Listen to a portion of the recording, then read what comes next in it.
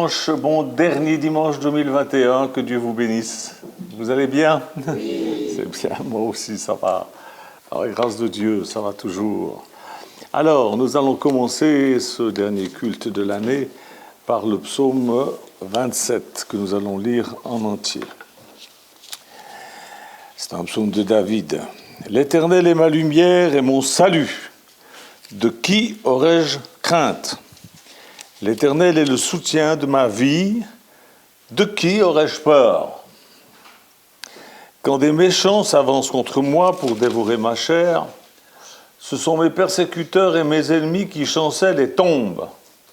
Si une armée se campait contre moi, mon cœur n'aurait aucune crainte. Si une guerre s'élevait contre moi, je serais malgré cela en pleine confiance. Je demande à l'Éternel une chose que je désire ardemment. Je voudrais habiter toute ma vie dans la maison de l'Éternel. Ça, c'est fait. Amen. C'est une bonne chose. Nous habitons dans la maison de Dieu. Pour contempler la magnificence de l'Éternel, pour admirer son temple, car il me protégera dans son tabernacle au jour du malheur. Il me cachera sous l'abri de sa tente, il m'élèvera sur un rocher, et déjà ma tête s'élève sur mes ennemis qui m'entourent. J'offrirai des sacrifices dans sa tente au son de la trompette, je chanterai, je célébrerai l'Éternel. Éternel, écoute ma voix, je t'invoque, aie pitié de moi, exauce-moi, mon cœur dit de ta part, cherchez ma face, je cherche ta face, ô Éternel, ne me cache point ta face, ne repousse pas avec colère ton serviteur. Tu es mon secours, ne me laisse pas, ne m'abandonne pas, Dieu de mon salut. Car mon père et ma mère m'abandonnent, mais l'Éternel me recueillera. Éternel, enseigne-moi ta voie, conduis-moi dans le sentier de la droiture, à cause de mes ennemis. Ne me livre pas au bon plaisir de mes adversaires, car ils s'élèvent contre moi de faux témoins et des gens qui ne respirent que la violence. Oh, si je n'étais pas sûr de voir la bonté de l'Éternel sur la terre des vivants. Espère en l'Éternel, fortifie-toi et que ton cœur s'affermisse. Espère en l'Éternel. Amen. Vous voyez, le frère David, on voit, ça transpire dans son message, dans son psaume, qu'il avait des sérieux soucis, mais il dit à son cœur, cherche Dieu. Et c'est ce que nous avons à faire toujours, c'est à nous parler à nous-mêmes en disant, arrête de regarder aux réalités de ce monde, mais cherche l'Éternel, et il sera ton secours, et il te cachera dans son temple, et tu seras béni. Amen, ça c'est vrai. Et nous voilà donc arrivés au dernier dimanche de 2021, et pour beaucoup, cette année a été difficile, et laissez-moi vous dire comment les choses se passent dans toute la nature, dans absolument toute la nature, nous rencontrons la polarité. La polarité, c'est-à-dire l'action et la réaction. Nos pensées, elles viennent par paires. Par exemple, vous pensez à la santé, il y a des pensées de maladie qui vous viennent à l'esprit. Quand vous pensez abondance, l'abondance que Dieu promet, des pensées de pauvreté vous viennent aussi à l'esprit. La pensée du contraire fait toujours son apparition. Mais ce n'est pas que dans le domaine de la pensée. Je disais, dans toute la nature, on rencontre la polarité. Vous avez la matière et vous avez l'esprit.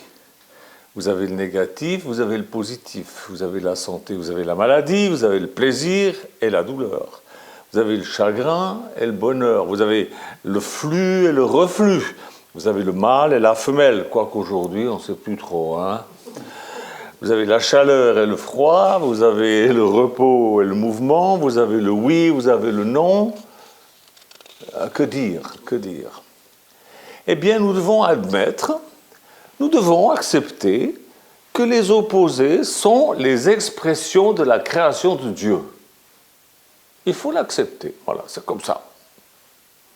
Les opposés sont les doubles expressions d'un même principe. Et nous sommes ici-bas pour réconcilier les opposés.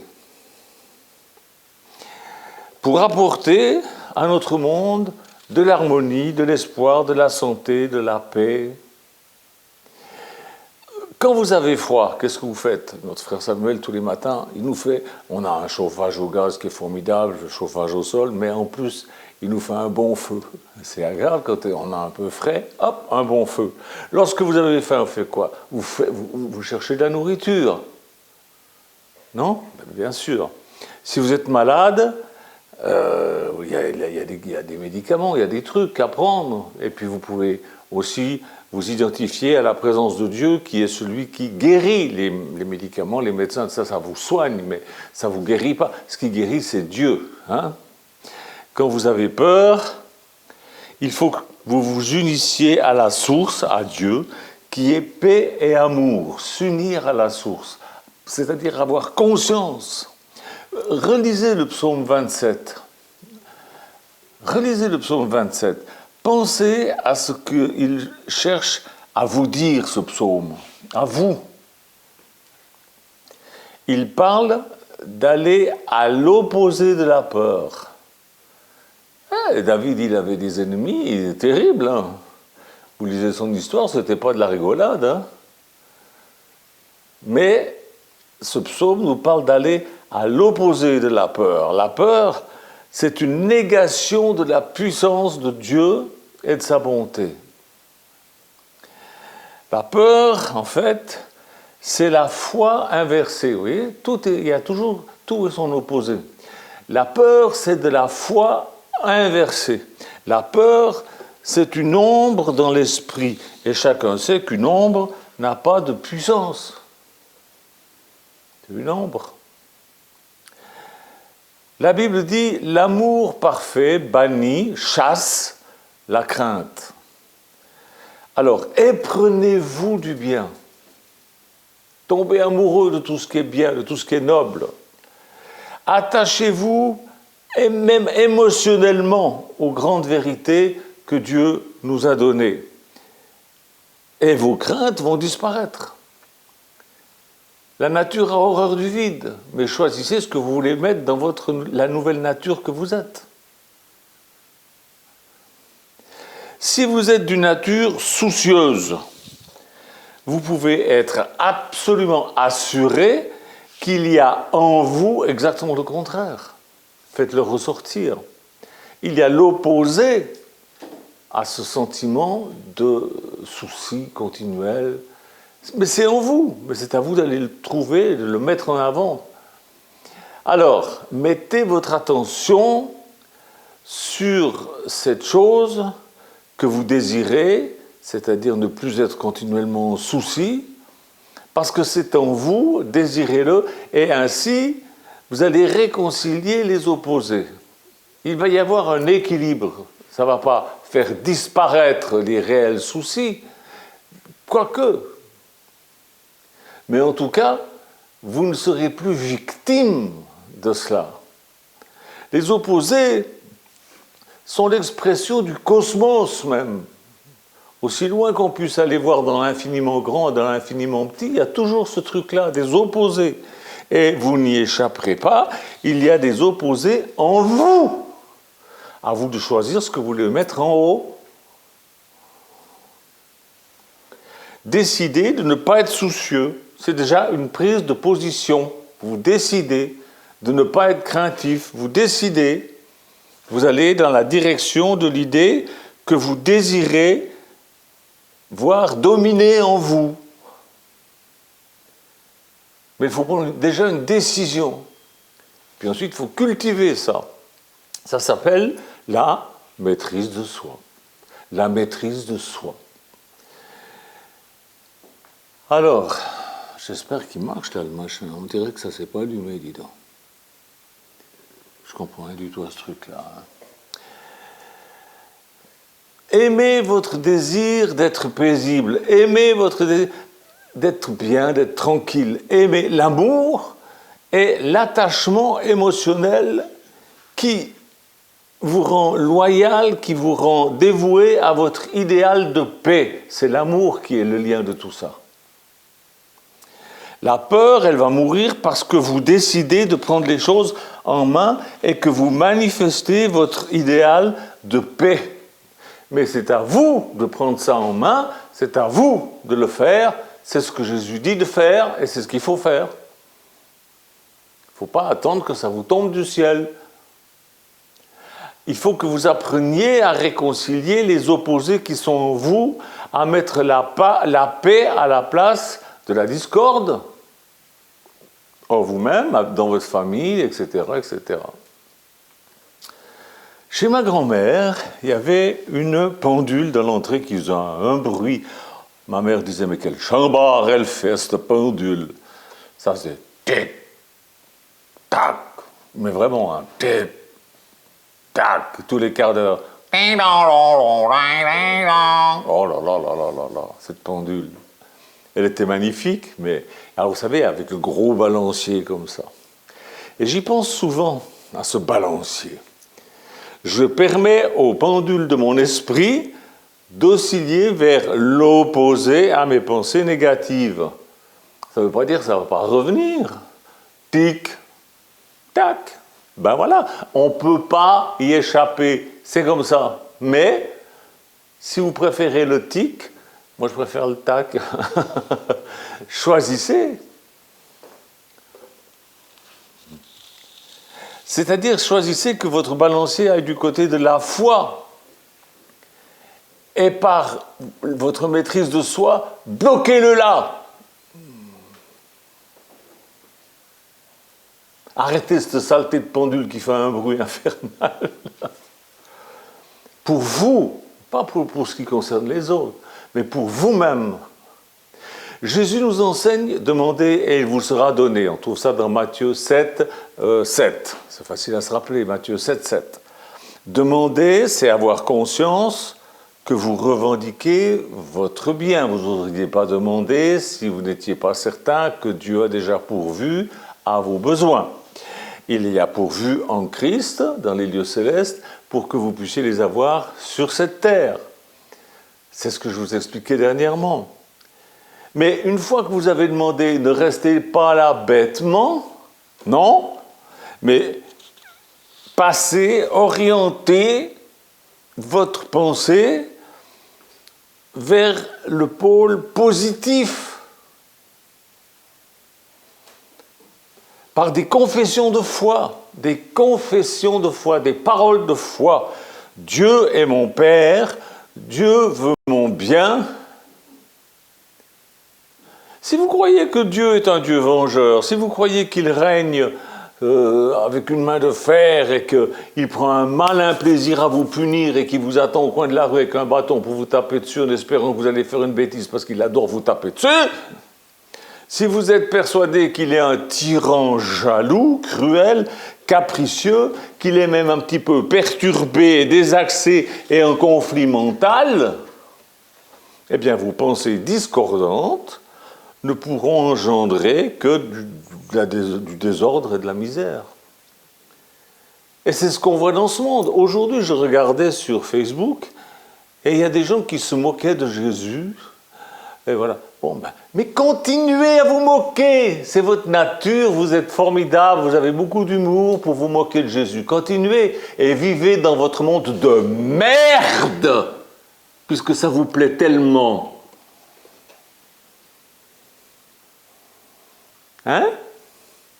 Moi, je décide d'autre chose.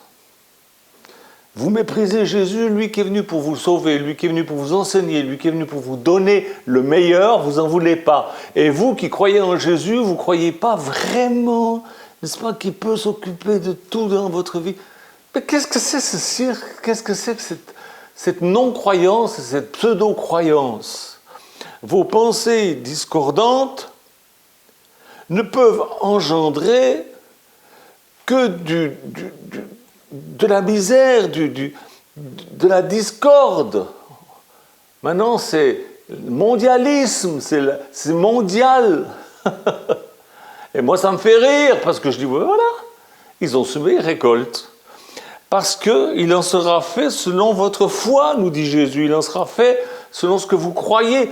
Vous ne croyez pas ce qu'il a dit, ben vous le subissez.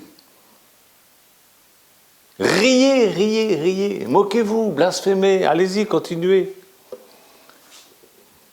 Jésus déclare catégoriquement, définitivement, sans aucun équivoque, que Dieu est notre Père et que nous sommes ses enfants et que méchants comme nous sommes, si notre enfant nous demande du pain, il ne nous donnera pas des cailloux. Vos rapports avec Dieu doivent donc être des rapports filiaux, d'amour pur. Je sais qu'il y a des pères sur cette terre qui sont des saloperies finies, mais je ne vous parle pas de cette sorte de gens. Je vous parle d'un véritable père digne de ce nom. Ne considérez plus jamais que Dieu est un Dieu de colère, un Dieu de vengeance. Le monde va mal, oui, mais ce n'est pas la faute de Dieu. Dieu n'y est pour rien.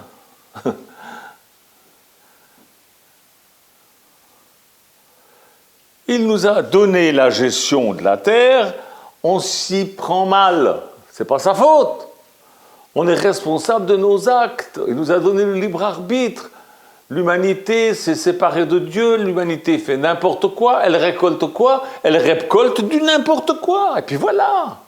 Et puis c'est bien fait. Ça vous apprendra. Convertissez-vous. Lui, Dieu, il vous aime. Il n'y est pour rien dans toutes ces catastrophes. Il vous aime. Il veut vous sauver. Il veut vous secourir. Tiens, on va lire 1 Timothée 4, 10. Nous travaillons en effet et nous combattons parce que nous mettons notre espérance dans le Dieu vivant, qui est le sauveur de tous les hommes et surtout des croyants. Et puis l'apôtre continue en disant, déclare ces choses et enseigne-les. Moi je les déclare et je les enseigne. Dieu, on travaille pour lui, on combat de son côté parce que nous mettons notre espérance en lui, il est vivant, il est le sauveur de tous les hommes, mais surtout de ceux qui croient en lui. Il est le sauveur de tous, mais si vous ne voulez pas de son salut, Dieu a donné l'intelligence aux hommes, mais ils n'en ont pas voulu parce qu'ils ont dit on n'a pas assez de recul, on ne connaît pas les effets secondaires. Abrutis. Vous savez, Jérémie, le prophète, a eu une vie terrible lui aussi. Il a assisté à la prise de Jérusalem 600 ans avant Jésus-Christ et il a écrit un livre de lamentation. Je ne sais pas si vous savez ça. Vous qui connaissez la Bible, vous savez ça. On va lire dans Lamentation de Jérémie, dans le livre des Lamentations, au chapitre 3, versets 17 à 18. Voilà ce qu'il dit. « Tu m'as enlevé la paix. Je ne connais plus le bonheur. J'ai dit ma force est perdue. Je n'ai plus d'espérance en l'Éternel. » Le prophète, il dit j'ai plus d'espérance en l'Éternel. Quand je pense à ma détresse, à ma misère, à l'absinthe et au poison, quand mon âme s'en souvient, elle est abattue au-dedans de moi. Voilà, ça c'est les lamentations de Jérémie. Et puis tout à coup, mais alors, ça c'est, je viens de terminer au verset 20, quand mon âme se souvient de toutes ces horreurs, elle est abattue au-dedans de moi, c'est le verset 20. Verset 21, il dit, mais voici ce que je veux repasser dans mon cœur et ce qui me donnera de l'espérance. Les bontés de l'Éternel ne sont pas épuisées, ses compassions ne sont pas à leur terme, elles se renouvellent chaque matin. Oh, que ta fidélité est grande! L'Éternel est mon partage, dit mon âme. C'est pourquoi je veux espérer en lui. L'Éternel a de la bonté pour celui qui espère en lui, pour l'âme qui le cherche. Juste avant, il dit « J'ai plus d'espérance ». Puis d'un coup, il réalise, il dit, mais je dis quoi là? Je dis quoi? Je dis, attends, non, voilà ce que je veux. Qu'est-ce que je veux? Je veux louer l'Éternel, je veux le remercier, je veux lui faire confiance. Vous voyez, il change. Et il change comment? Chac, comme ça, d'un coup. Eh ben, c'est ce que vous pouvez faire aussi. Changer d'un coup. Arrêtez d'être là. Quand je pense à tout ce qui arrive avec la Covid, avec toutes ces manipulations, avec Big Pharma, avec Bill Gates. Oh là là là là. Mais quelle horreur. Mais c'est épouvantable. Mais qu'est-ce qu'il fait, Dieu? Chac, changez, dites, mais je m'en fous, l'Éternel est ma victoire, l'Éternel est ma guérison, l'Éternel est celui qui veille sur moi parce que je crains l'Éternel, parce que je l'aime et je le cherche. Vous pouvez changer, tac, comme ça. Mais c'est vous qui le faites, c'est pas moi. Tout d'un coup, vous voyez, la balance du pendule, du balancier dans la pendule, a été à l'opposé de ses pensées de détresse. Mais comme ça. Parce qu'il l'a voulu. Il dit « je veux ». Il le répète 2 fois. Relisez le texte. 2 fois, il dit « je veux ». Il dit « quand je pense à toutes mes misères, quand je pense à Jérusalem qui était pris par ses méchants ennemis, mais ça me fait mal au cœur, je ne peux plus croire en Dieu. » Puis d'un coup, il réalise « mais je dis quoi là ? Je suis prophète et puis je dis des horreurs pareilles. Non, mais ça va pas la tête. » Et il se réveille, il se secoue et il dit « voilà ce que je veux. Je loue l'Éternel. » Amen. Alors, 2022. Vous avez peur? Vous êtes triste? Vous êtes pessimiste?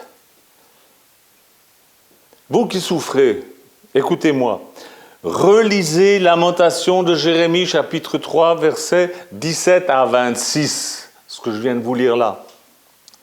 Et décidez ce que vous voulez. Demandez-le et recevez-le. Dieu te donne l'intelligence, mais est-ce que tu vas la prendre? Dieu te donne tout ce dont tu as besoin, mais est-ce que tu vas le prendre? Ou est-ce que tu vas continuer à penser, quand je pense à toutes mes misères, c'est ce que disait Jérémie, mais d'un coup il a décidé, non, ça suffit maintenant, je ne pense plus à ça, je pense à l'Éternel mon Dieu. Et il s'en est sorti. Car notre Dieu est le Dieu d'espérance. On trouve ça dans Romains, chapitre 15, verset 13. Romains. Alors où est-ce que c'est? Je crois que j'ai oublié de le noter. Romains 15.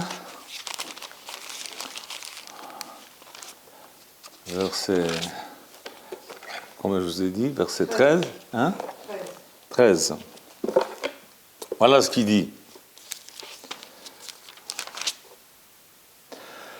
Que le Dieu de l'espérance vous remplisse de toute joie et de toute paix dans la foi, pour que vous abondiez en espérance par la puissance du Saint-Esprit. Le Dieu de l'espérance veut que vous abondiez en espérance.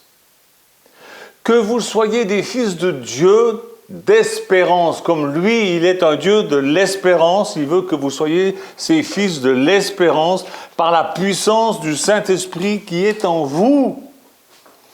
Que le Dieu de l'espérance vous donne toute joie et toute paix dans la foi, pour que vous abondiez en espérance par la puissance du Saint-Esprit. Alors, choisissez maintenant. Est-ce que vous voulez continuer à penser à tout ce qui est catastrophique, à tout ce qui est épouvantable et qui existe? C'est là, c'est comme ça. Mais c'est le lot du monde. Ils ne veulent pas de Dieu. On s'en fout. Crevez si vous ne voulez pas de Dieu. Crevez si vous voulez continuer à blasphémer. On s'en fout, on vous évangélise, on vous prêche la parole. Vous n'en voulez pas, on s'en lave les mains. Il n'y a pas de sentiment dans cette histoire. C'est oui ou c'est non, c'est la vérité ou c'est le mensonge. Vous préférez le mensonge? Baignez-vous dedans, faites-vous baptiser au nom de Satan dans vos mensonges, idiots.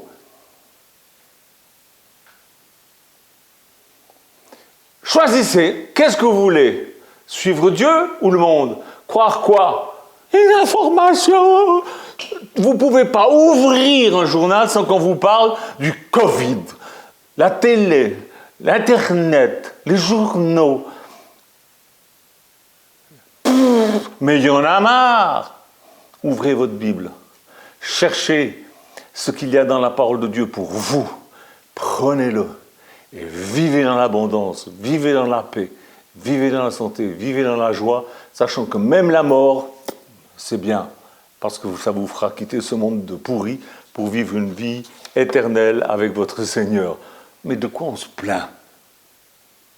De quoi on se plaint? Réjouissez-vous. Réjouissez-vous. N'ayez pas peur de 2022. Bien sûr qu'il va y avoir des catastrophes. Bien sûr qu'il va y avoir des horreurs. Bien sûr que ça ne va pas être drôle. Mais ce n'est pas notre monde. Et vous n'êtes pas obligé de vous conformer à l'esprit de ce monde. Oui ou non? Bon, c'est vous qui décidez. Hein? Si ça vous plaît, eh bien continuez.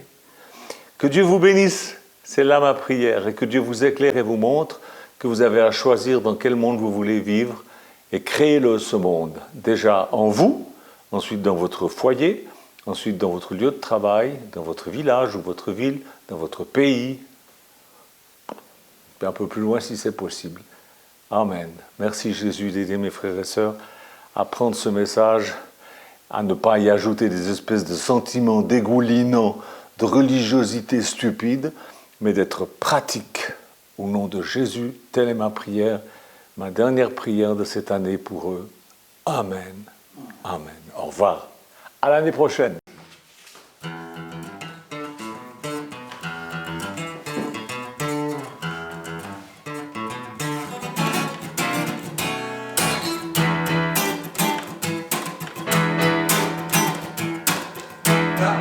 Là-haut, emmène-moi. J'attends impatient ton retour. Là-bas, c'est chez moi. C'est là qu'on tirera l'amour.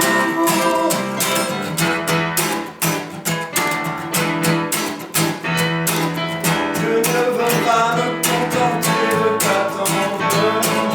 En fait, moi, appelez-moi. Ta parole est pour moi si forte. Pourtant tu exiges de moi.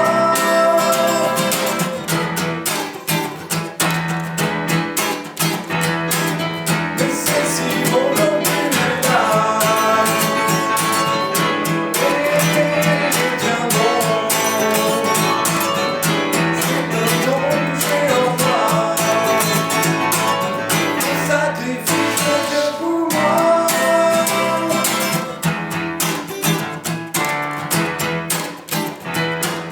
Ce que tu as mis